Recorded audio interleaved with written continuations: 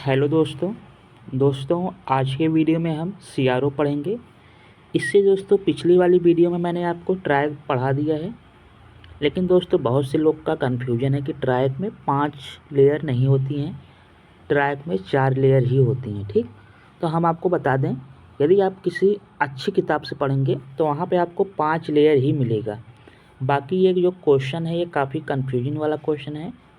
यदि एग्ज़ाम में ये क्वेश्चन आता है तो वहाँ पे आपको केवल 5 या 4 में से कोई एक ही ऑप्शन देखने को मिलेगा। 5 और 4 दोनों एक साथ नहीं मिलेंगे।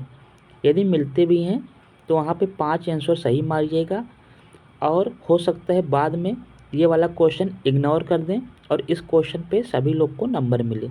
ठीक है, तो काफ़ी इसमें आपको टेंशन नहीं लेना है, आपको 5 और 4 दोनों याद रख लेना है। अब आइए शुरू करते हैं।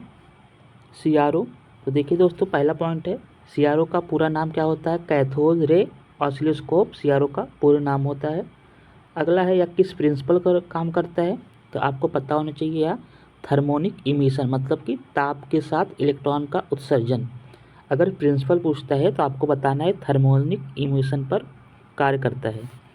अगला है, सीआरओ दोस्तों या वोल्टेज कंट्रोल डिवाइस है। ठीक, ऑप्शन में रहेगा करंट कंट्रोल डिवाइस है, वोल्टेज कंट्रोल डिवाइस है, या फिर बोथ ए एंड बी, या नन ऑफ दिस। तो वहाँ पे आपको मानना रहेगा वोल्टेज कंट्रोल डिवाइस।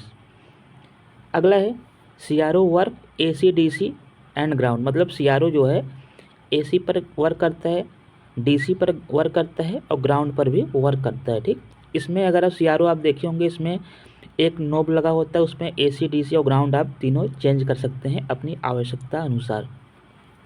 अगला है दोस्तों, सीआरओ का जो इम्पीडेंस होता है या 1 मेगा हर्ट्ज से ज़्यादा होता है। ठीक, सीआरओ का इनपुट इम्पीडेंस काफ़ी हाई होता है, 1 मेगा ओम से अधिक होता है। देखिए यहाँ पे हर्ट्ज नहीं बोलेंगे, ओम बोलेंगे, क्योंकि प्रतिरोध इम्पीडेंस की बात हो रही है। ठीक, तो यहाँ पे इसका जो इनपुट इम्पीडेंस है 1 मेगा ओम से अधिक होता है।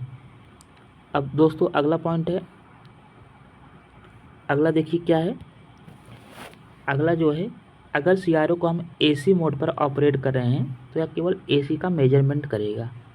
यदि हम डीसी पर ऑपरेट कर रहे हैं तो एसी और डीसी दोनों को मेजर करेगा। ठीक, और यदि हम ग्राउंड पर इसे वर्क करा रहे हैं ग्राउंड में, तो ग्राउंड पे यह ओनली एक स्ट्रेट लाइन, मतलब सीधी रेखा स्क्रीन पर शो करेगा। ठीक, तो ये तीनों इम्पॉर्टेंट है। यदि हम एसी पर मेजरमेंट कराते हैं तो केवल एसी को करेगा, यदि डीसी पर वर्क कराते हैं तो एसी डीसी दोनों को मेजर करेगा, यदि ग्राउंड पर कराते हैं तो केवल एक सीधी लाइन शो होगा। ठीक, यहाँ पे सबसे इम्पॉर्टेंट है सीआरओ, जो दोस्तों आपको पता होना चाहिए सीआरओ किस तरह से वोल्टेज का मापन करता है। तो यह पीक टू पीक यहाँ देखिए लिखा है, जैसे एग्जाम में पूछेगा कि सीआरओ वोल्टेज को मेजर करता है, RMS value, peak to peak value, इस तरह से यदि ऑप्शन रहता है या केवल पीक वैल्यू, तो आपको बताना है कि जो सीआरओ है आपका यह पीक टू पीक वैल्यू को मेजर करता है।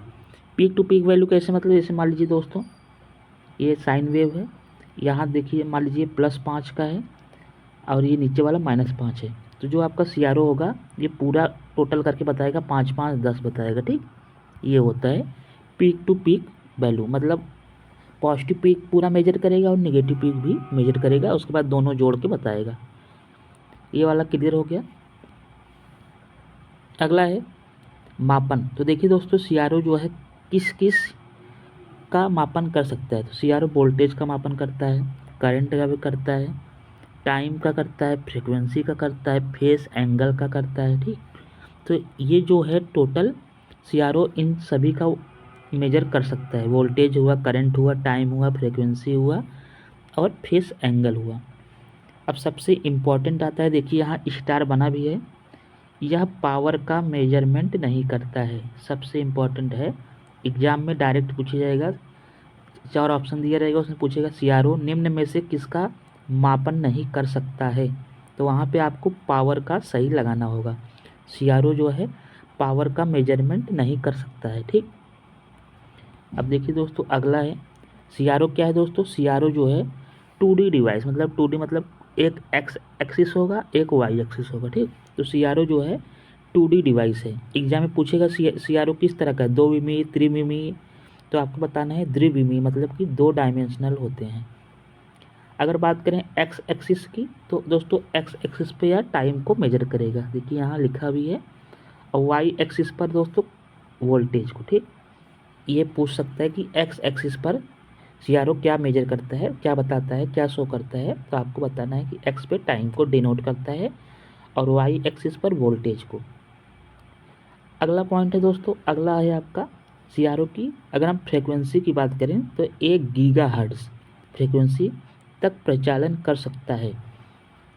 अभी मैंने इसका इम्पीडेंस बताया था 1 मेगा ओम और फ्रीक्वेंसी जो है आपकी 1 गीगाहर्ट्ज़, ठीक। ये आपको क्लियर हो गया होगा। अगला है DSO में,